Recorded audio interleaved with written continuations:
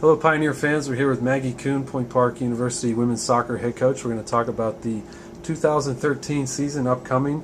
Coach, I'd like to thank you for taking the time. You've been practicing the last 2 weeks. You have 8 starters back, big junior class. Is all of that a reason for optimism this year? Yeah, I believe so.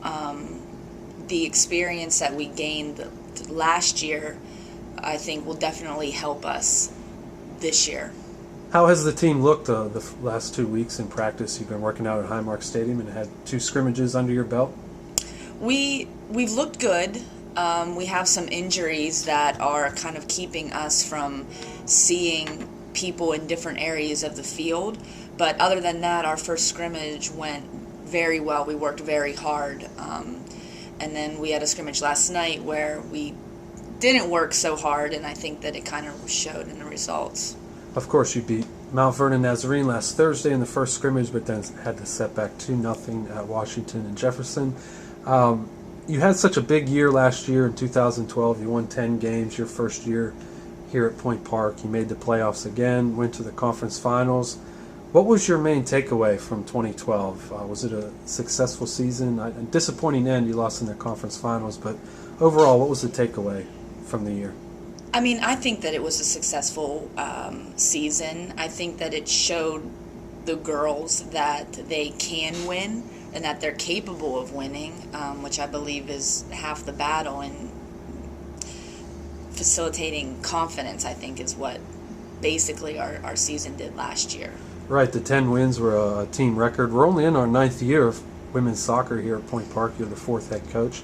And got our first playoff victory, and also we're 1 game short of the national tournament, made it to the conference finals. But coming into this year, all your players have another year under their belt. The sophomores are now juniors, and the freshmen are now sophomores, and so on and so on. Is that year of extra seasoning, how's that going to serve this year's team as they came back to camp?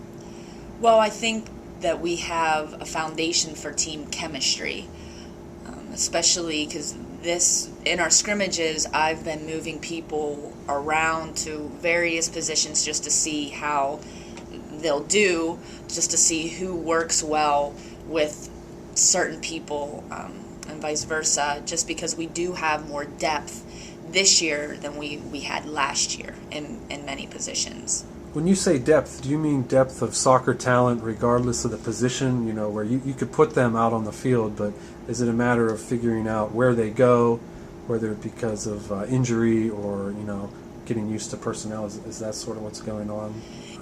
It's exciting because, I mean, depth where if we sub somebody in, I don't think that the level of play is going to drastically go down, as well as it keeps practices very competitive.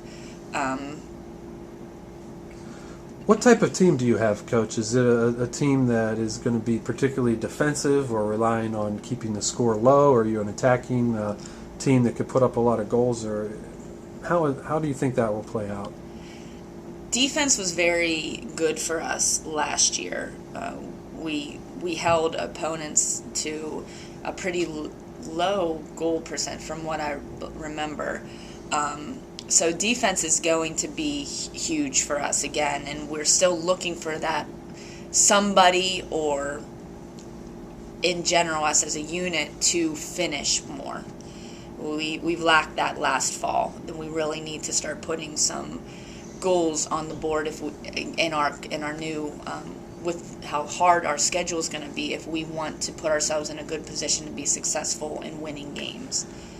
Being that you're looking for the offense or the finishing up front, with that being said, do you feel like you have strong enough defense in place to play that type of game, at least early on, until you find the scoring?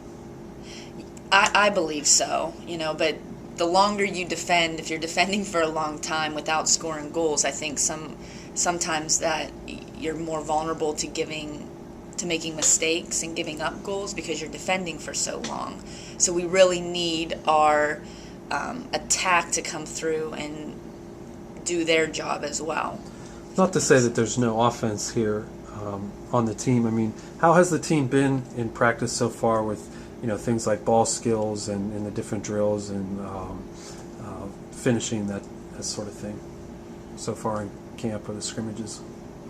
Do you see the soccer skill there? Yes, I do.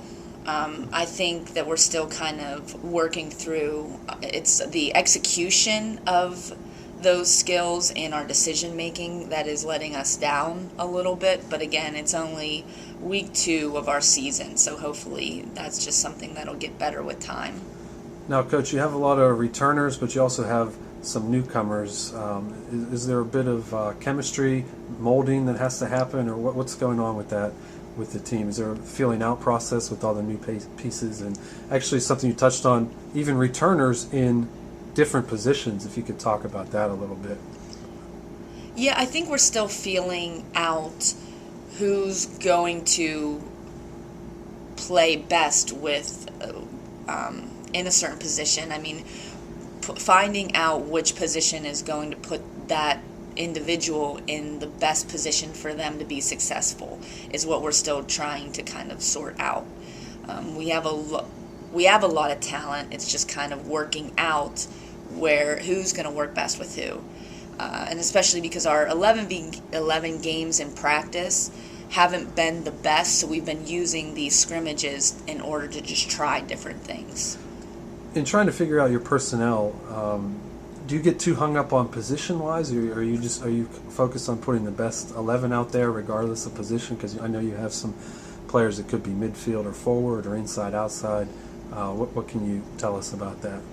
Well, they've made it really hard on Coach Jordan and myself to pick out a starting 11, because there's some girls that are very similar. We're just in practice and in these scrimmages, we're looking at who's been the most consistent. And like I told you before, there's only been a few who have been consistent in both scrimmages.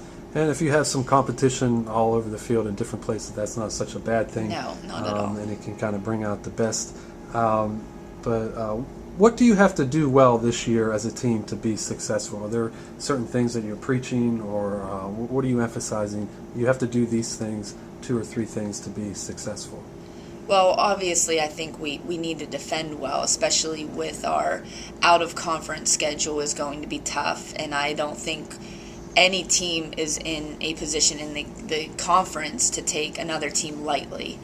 So we need to defend well, and we have to start finishing some of these goal-scoring opportunities that we're creating. Because just like last year, we've been creating a lot of opportunities. It's just been that final touch or the composure to finish. Looking at the schedule, the outlook for 2013, it's a little bit of a tougher schedule than maybe Point Park's ever had. More NAI non-conference opponents and some D2s and D3s all over the schedule. Talk to us a little bit about that. Might be a little tougher road than maybe in the past. I mean, I can only compare it to our schedule from last year, but it is definitely going to be more demanding. I think, though, that we earned a more demanding schedule off of our play from last year. So I'm excited to see what these stronger teams are going to draw out of us character-wise. You're picked second in the KIAC. What are your thoughts on that? It's a league that Point Park was in it for the first time last year, and Carlos picked first. We're just behind them. What's your take on being picked second in the KIAC? Well, I mean, that's where we fell, so I agree with the polls and everything, and I think that it puts us in. I kind of like being an underdog a little bit. It gives us more of something to prove, and we do have more to prove this year than we did last year. What's it going to take to do well in the KIAC? You touched a little bit on it, not taking anybody lightly, but there's 6 or 7 games there, home and away. How do you think that'll all shake out? And what's the key to making your way through the conference schedule? We have to show up and play every game. We have to take every game seriously. I don't think any team in the conference is at the level where they can just show up. We all have to be switched on for every single game that we play. Now, talking about our new home venue, Highmark Stadium, home of the Riverhounds USL Pro team, what does that do for the team, the program, recruiting, fans, and just the experience of it all for your players? It's a beautiful facility. I know that the girls have really enjoyed practicing there. And for the first time, it's somewhere where we actually practice, where we play our games. So it's an actual home venue, which I think will be good for the women. And then also just recruiting-wise, there isn't a stadium around that looks like that. I think that it hopefully will help draw potential student athletes in. Of course, Highmark Stadium on the south side there has a beautiful view of the Pittsburgh skyline, free admission to all regular season home games. There's 10 of them, opening up September 5th at home. Coach, one more question for you. When fans come out to Highmark Stadium, why should they come out, and what will they see there as a product of Point Park women's soccer? Good, entertaining soccer, or what will they see? Yeah, I mean, hopefully we will give the university something to be proud about. I know that we're going to go out there every single game and play our hardest because we have a lot to prove. So we're hoping that it'll be some entertaining soccer for everybody to come and support us. All right, Coach, that'll do it for this preseason 2013 interview. I want to thank you for taking the time, and good luck this year, and we'll be catching up with you later on in the year on our YouTube channel. Thank